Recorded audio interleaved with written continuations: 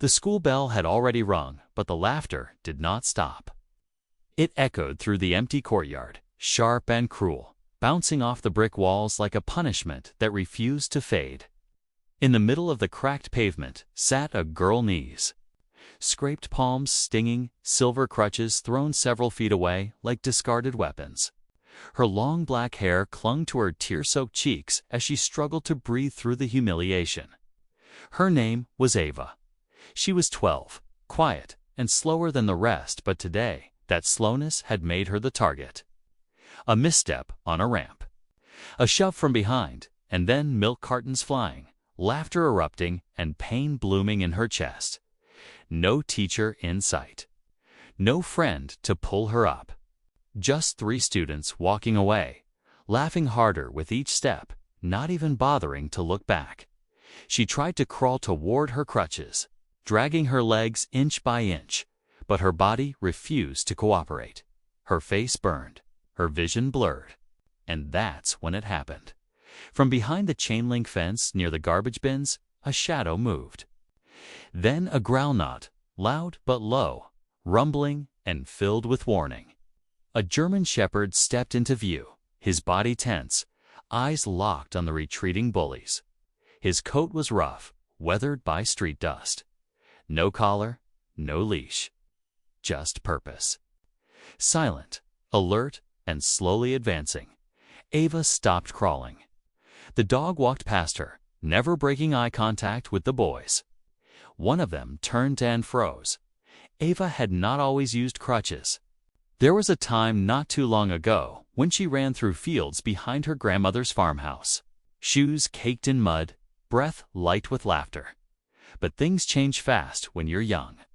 The car accident had stolen her mobility in a matter of seconds. One moment she had been humming in the back seat. The next, she was waking up in a white room, staring at flickering ceiling lights with a mother too bruised to smile and a doctor too cautious to promise anything. Recovery was slow.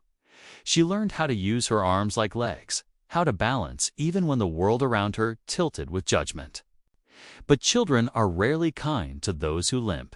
At her new school, the crutches became a symbol not of strength, but difference. And difference, in 6th grade, is a dangerous thing. She was the last to be picked for group projects. The first to be imitated when teachers weren't looking. She wore long sleeves even in spring, not to hide scars, but to disappear altogether. Her backpack was always heavier than others, and her eyes always tired. She didn't speak unless spoken to, not because she had nothing to say, but because she had learned that silence was safer. Her father worked double shifts at the factory. Her mother had become distant since the accident, still loving, but quieter, as if Ava's injury had carved out some part of her too. They lived in a two-room apartment above a dry cleaner's. Ava spent her evenings reading dog encyclopedias, dreaming of a companion who wouldn't ask her to keep up, just stay close.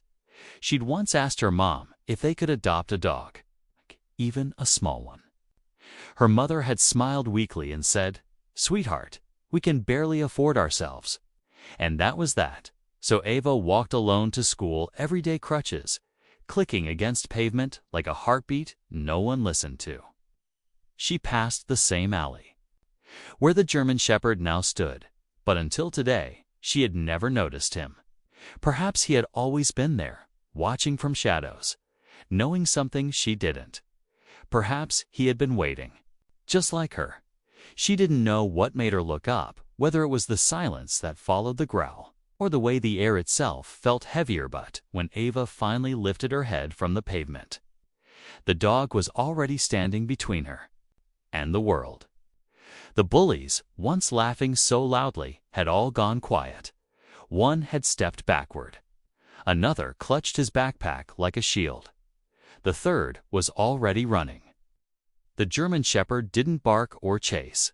He just stood firm, unmoving as if daring anyone to try again. When the courtyard cleared and the last echo of cruel laughter faded, the dog turned around. Slowly, his eyes, the color of old amber, met hers, not with pity but understanding. Ava flinched as he stepped closer, but he didn't lunge. He didn't sniff or pant or act like other dogs. He simply sat just inches from her trembling knees and tilted his head. A gentle pause, a quiet offering. Her hands were still scraped. Her arms ached from the fall. But something in hers, something lonely and raw, reached out anyway. Her fingers touched his fur. It was coarse, warm, and dusted with the city's grit. She half expected him to pull away. Instead, he leaned in by the time the principal arrived. Breathless and wide-eyed Ava was already clutching the shepherd's neck like it was the only solid thing in her life. Staff tried to speak, to separate them, to help, but she refused. "He's mine," she whispered, not realizing she'd said it out loud. "He saved me." The dog didn't resist. He stayed right there, tail unmoving, eyes still scanning the playground as if ensuring the threat was gone for good. Later that evening, after many confused calls to animal control, the principal escorted Ava home. Her mother opened the door, in panic, but when she saw the dog standing protectively at Ava's side, she paused.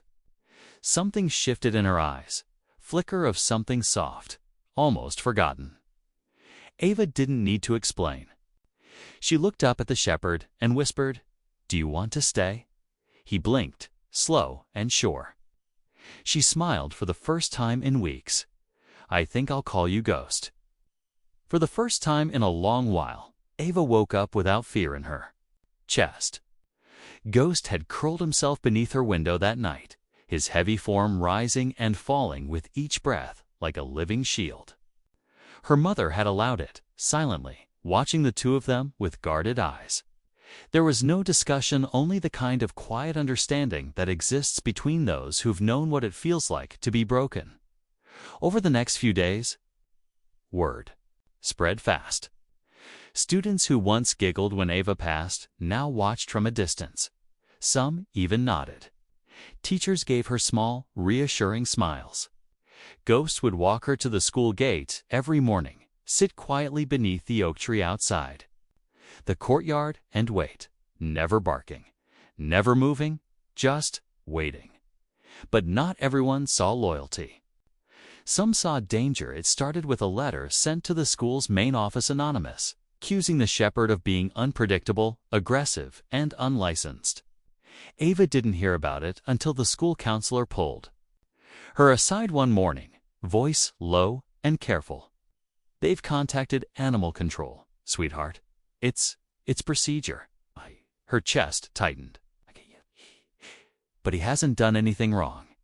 "I know," the counselor whispered, eyes full of apology. "But someone complained. And the district, well, they're strict."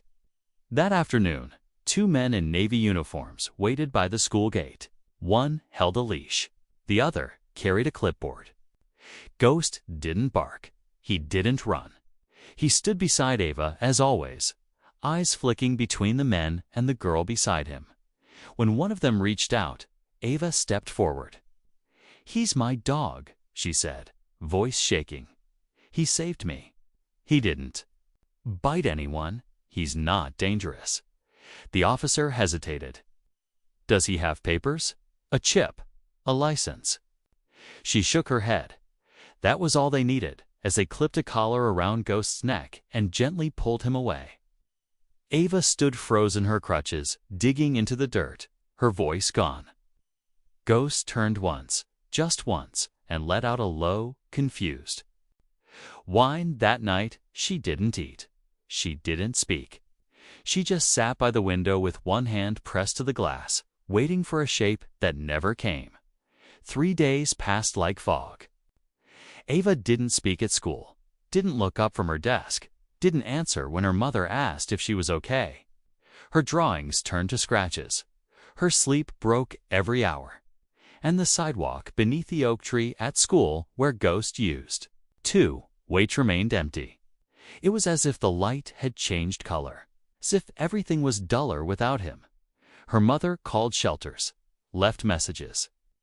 No one had answers. Maybe he wasn't claimed because he wasn't meant to be owned, one clerk offered. Ava slammed the phone down after that. Ghost wasn't just a dog. He was the one thing that hadn't looked at her like she was broken. On the fourth day, just after sunset, she heard something shuffle against the front door. Her mother was in the kitchen, so Ava limped forward alone, heart pounding. She opened the door slowly. Ghost stood there, dirty, limiting, a fresh scratch under one eye. He didn't bark or whine. He simply looked up at her, then dropped something at her feet. A torn piece of yellow paper folded in half, stained with fingerprints. Ava picked it up and unfolded it with trembling fingers. "Your dog pulled my son from the street. A speeding car missed him by seconds. He's a hero. Please don't let them take him again." A parent's signature followed. Ava's mother stepped into the hallway, mouth opening in disbelief. Ghost sat calmly, tail wagging faintly, chest rising with each breath like he had crossed a war zone to return by morning. The note had been photocopied, emailed, and posted. Teachers showed it to the principal. The parent who wrote it called the school board directly, and when Ava walked through the school gate with Ghost by her side again, no one stood in their way. Not this time. He didn't wear a collar. He didn't need one. Every step he took beside her said everything she couldn't, that no license could measure loyalty, and no rulebook could tell a protector when to walk away. From that day on, Ghost never left her side, not because he was leashed or fenced in, but because he had chosen her, just as she had chosen him. Students who once whispered, now watched with quiet respect as Ava walked down the hall, her crutches tapping softly beside the steady rhythm of Ghost's paws. Her teachers began to listen more carefully. Her mother smiled more often, and even the principal, once stern and uncertain, would nod at the gate each morning. But none of that mattered as much as the quiet moments. The way Ghost would rest his head on her lap when the world felt too loud, or the way he would step between her and anything unfamiliar without a sound. He wasn't just her protector. He was her courage, the kind she hadn't known she had. And though there would still be hard days, moments of ache or fear, Ava no longer felt alone in them. Because somewhere along the way, a stray dog with no name had rewritten the rules, and in doing so, he gave her something no one else had ever offered, not just safety, but the belief that she was worth protecting.